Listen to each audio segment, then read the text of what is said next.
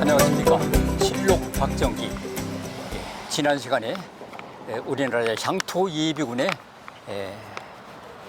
설치에 대해서 여러분들도 많은 반응을 보여주셨는데 거기에 대해서 감사의 말씀을 올리겠습니다.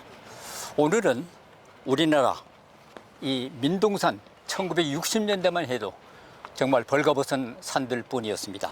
그러나 70년대에 들어와서 드디어 여러분들이 보시는 이런 푸른 산천을 볼 수 있게 됐습니다. 과연 이 지구온난화 선견지명을 가지셨던 박정희 대통령의 산림 녹화의 기적에 대해서 오늘 자세히 알아보는 시간을 갖겠습니다. 오늘도 대구에서 올라오신 서석구 변호사님 함께했습니다. 안녕하십니까? 네, 안녕하세요. 예, 정말 산림 녹화 기적이라고 봐야 되겠죠? 아, 그렇죠. 이렇게 단시일에 네. 민둥산을 푸르게 만들었다는 거. 저 오늘 이제 서울 남산에서 올라왔는데요. 예, 일본에 여기 얼마나 나왔어요. 울창한 숲입니까? 예, 아, 참 아름다워요. 대단합니다. 예. 네. 그래서 그 박정희 대통령의 민장 시찰 중에 전깃줄에 닿는다는 이유로 해가지고 네네. 가로수 10여 그루를 그냥 그 잘린 것을 발견하고 지금도 그런 데가 있어요. 그렇죠. 예. 차를 세워가 불려놓은 걸 세웠다는 거 아닙니까? 예, 맞습니다. 거기다가 또 1964년도에 지리산 도벌 사건이 난리가 났어요. 네. 그때 박정희 대통령이 지리산을 끼는 그 3개 도 합동으로 그 조사단을 구성을 해가지고 네. 도벌꾼을 인간 송충이라 명명해가지고 직무유기한 그 공무원들을 가차없이 처벌한 그 일화가 유명하죠. 네. 그 박정희 대통령이 폐허가 된 대한민국의 국토를 네. 이렇게 푸르게 울창한 숲으로 산림을 만들어야겠다. 이런 그 마음을 어디에서 결정적으로 갖게 되었을까? 그러니까 서독 방문, 우리가 지난번 방송했잖아요. 네. 서독의 국빈 방문으로 박정희 대통령이 갔을 때 서독의 그 울창한 숲과 라인강의 풍부한 수자원을 보고 엄청난 감동을 받았다는 거예요. 네. 그래서 국내에 오면서 일본을 거쳐가지고 일본도 숲이 잘 조성됐어요. 그렇죠. 산림 밀도가 서독이 1위였고 그 다음에 일본이 2위였습니다.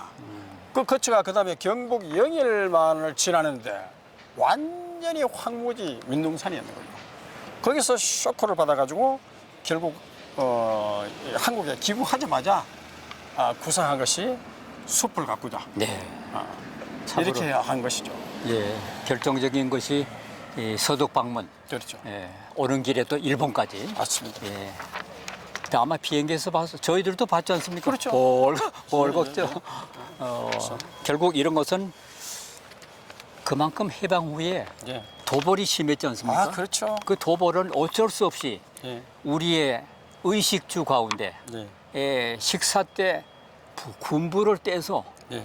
밥을 해야 되는 그런 구조적인 그렇죠. 문제가 많았었죠. 예. 그 원인을 어떻게 보시고 또 그때 당시에 그 민둥산을 장은 숲으로 만든 예. 여러 가지 바꾼 방법 이런 예. 것도 좀 소개해 주십시오. 그렇죠. 이제 그 장경순님이 자꾸 하신 예, 장경순 농림부 장관으로 임명을 해가지고 사방과 식목을 독려를 하고 또 부엌 아궁이도 개량을 했어요. 네. 그래서 온돌의 기능을 효율화 해가지고 이 도벌하는 걸 좀 줄였죠. 네네. 그리고 임산물 단속법, 산림법, 사방사업법을 제정해가지고 국토 녹화 촉진을 위한 그 임시조치법을 만들어가지고 산사태하고 도발에 대처하고 산림 녹화를 강력히 추진하게 된 것이죠.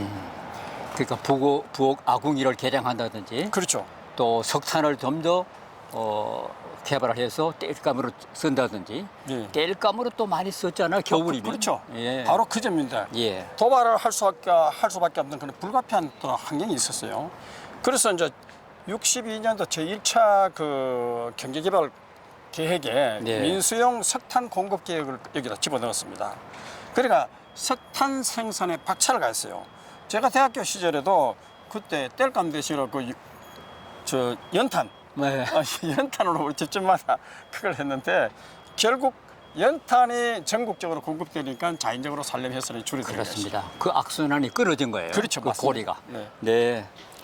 1965년을 일하는 해로 정했지 않습니까? 네, 그렇습니다. 그때 당시에 본격적으로 이제 산림 녹화에 나섰다고 봐야 되는데, 그렇죠.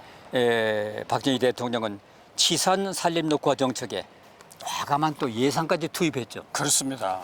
그래서 산림 녹화에 마치 운명이라도 건 대통령처럼 박정희 대통령은 열정은 대단했어요.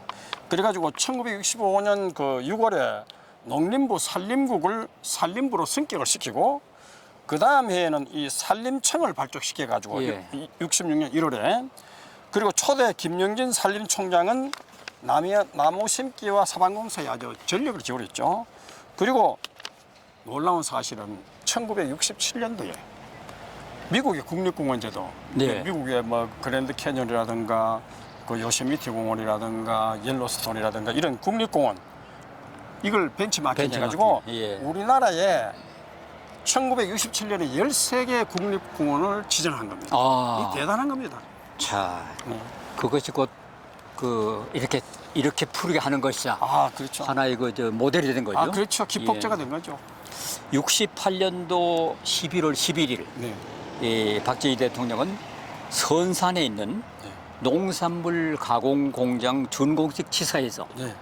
이 산림 녹화의 중요성을 아주 자세하고 감동적으로 표현을 했다는데 그 네. 일화도 좀 소개해 주시죠. 그렇죠. 박정희 대통령이 그 농촌에서 자랐기 때문에 아주 서민적인 표현을 잘해요. 그게 국민적인 상당히 설득력을 갖게 되는 거죠. 그 농가 소득 향상을 위해서 농산물 가공 공장을 보고하던 때인데 그때 이제 그 박정희 대통령이 그 공장 치사에서 이런 표현을 했어요. 우리 한국 산을 보시라고. 네. 전부 벌구시 같은 산에 나무가 있다 하더라도 앙상한 나무들이 붙어 있어가지고 그런데 외국은 어떻습니까? 울창한 숲이다. 그런데 울창한 그 숲이 그냥 하루 이틀 만에 이루어진 것이 아니다. 수십 년, 수백 년, 때로는 대를 이어서 형성해 왔다. 그렇습니다. 그래서 우리도 우리 자손들에게 대를 이어서 울창한 나무숲을 위해서 오늘 이 순간 우리가 희생을 하고 고생을 해야 했던 각오를 해야 된다. 그래야 훌륭한 민족이 될 수 있고 우리 자손들도 번영할 수 있다. 이런 감동적인 연설을 한 거죠. 예. 그 산림 녹화에 아주 확고한 철학을 갖고 계신 거죠. 그러니까 독일, 영국, 예. 일본의 그 그린벨트를 본받아 가지고 그렇죠. 결국 박정희 대통령도 그린벨트를 지정했지 않습니까? 그렇죠. 예, 군사 보호구역도 지정하고. 그 맞습니다. 아마 그게 우리 환경에 아주 대단한 역할을 했죠. 압도적인 그렇죠. 그 찬성을 얻었는데요.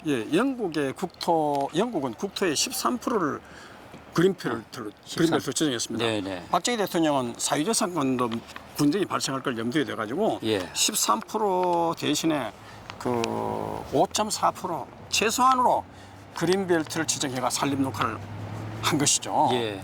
그리고 일본은 국민 반발로 인해 가지고 처음에는 참 좋았는데 이게 흐지부지했고 그래도 일본은 전 세계 산림 밀도 2위고 그렇죠. 그리고 황무지 폐전국이었던 그 덴마크가요. 황무지에서 바람이 불면 눈을 못 뜹니다. 그 황무지 그 먼지 때문에. 예. 그런데 달가스와 그런투비라는 위대한 지도자가 나타나가지고 방풍림을 심었어요. 우리 초등학교 때 그 달가스가 나왔던 것 같아요. 그렇죠.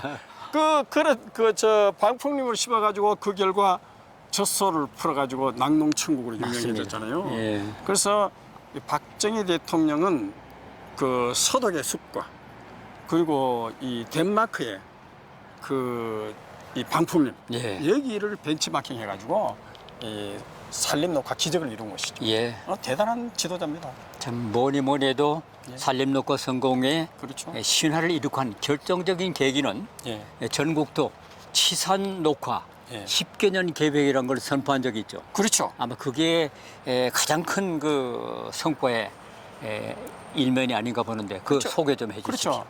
저 박정희 대통령이 73년도 연두 기자회견에서 네. 미국에서는 연두 교수라 하죠. 예. 연두 기자회견에서 73년 1월 10일 황무지 민농산을 울창한 숲으로 바꾸기 위해서 치산 녹화 10개년 계획을 발표했습니다. 예.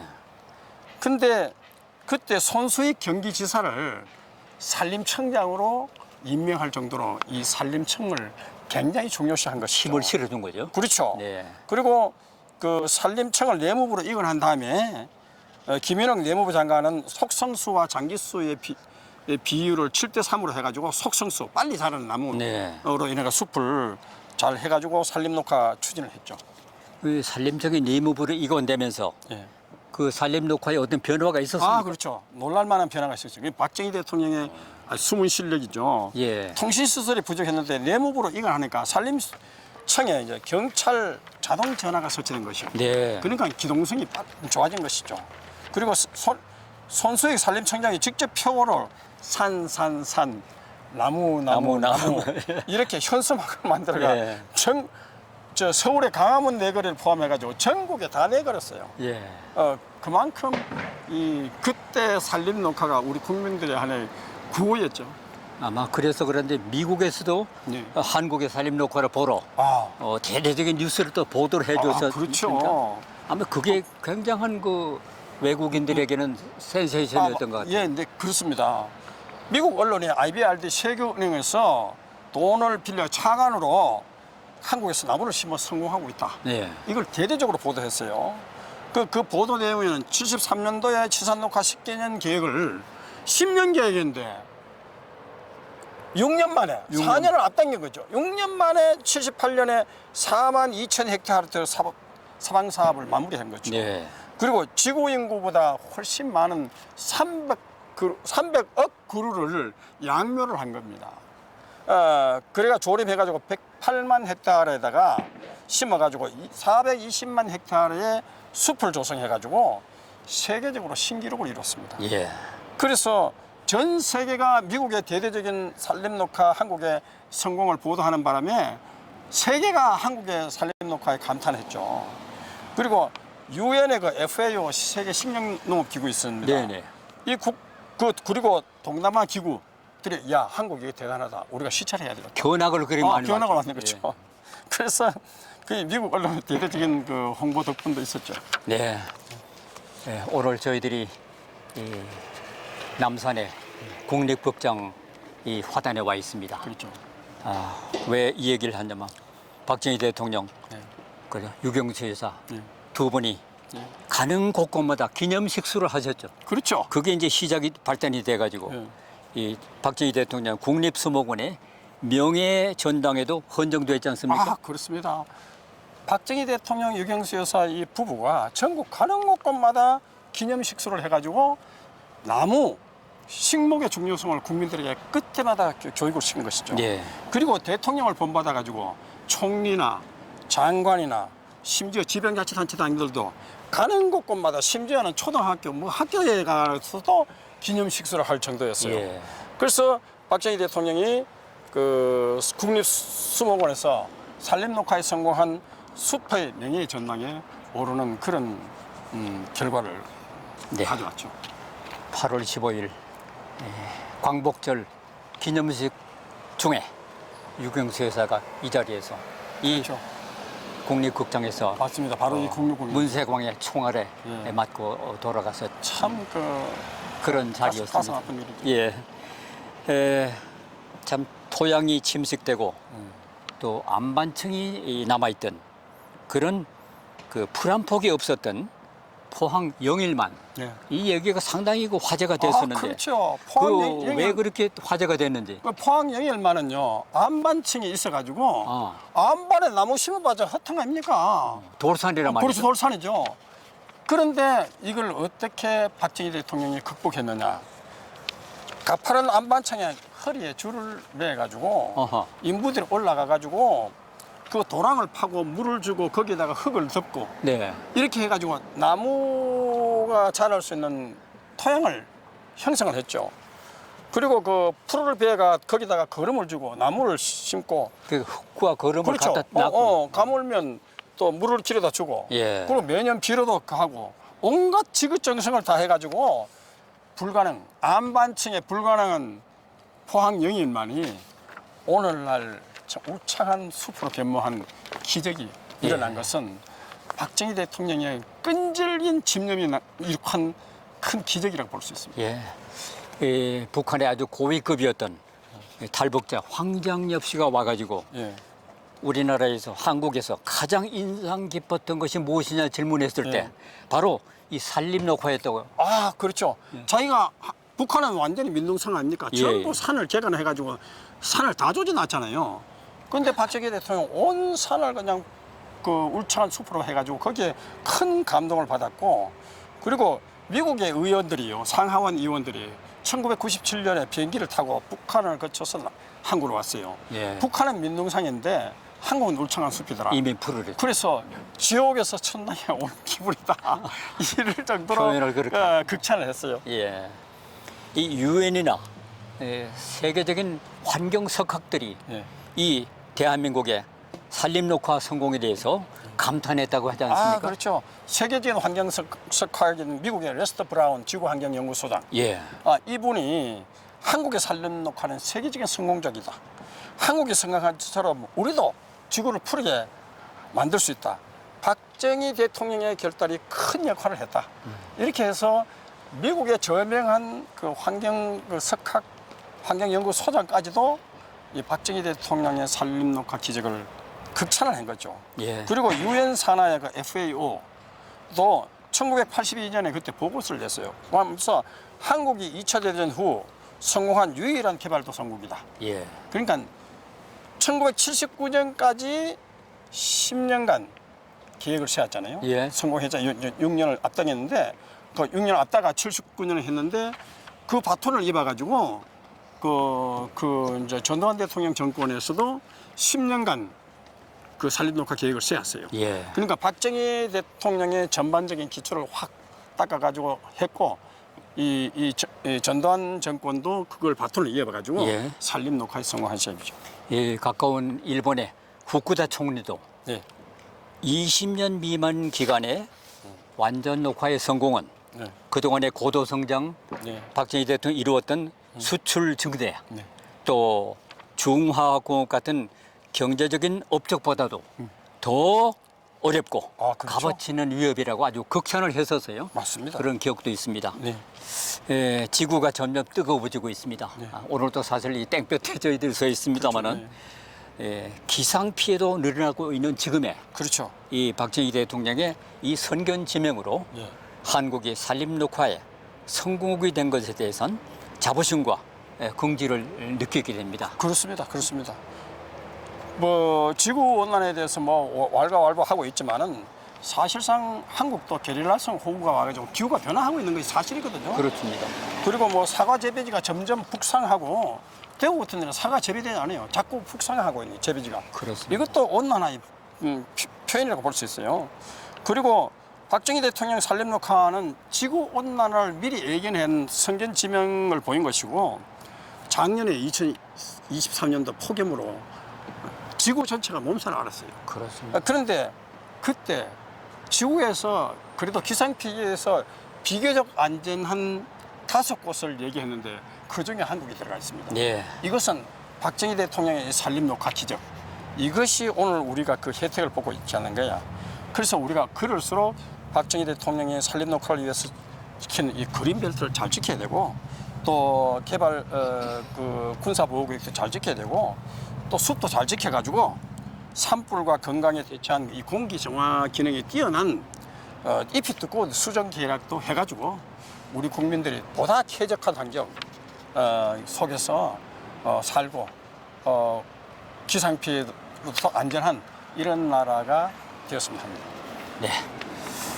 지금까지 산림녹화의 기적, 푸른 산천의 기적 이루신 박정희 대통령의 실록 박정희 편이었습니다. 네. 다음 시간에는 저희들이 통일배와 식량 자급자족에 대해서 준비하겠습니다. 기대해 주시기 바랍니다. 오늘도 대한언론연회 고문 변호사이신 서석구 변호사님과 함께 했습니다.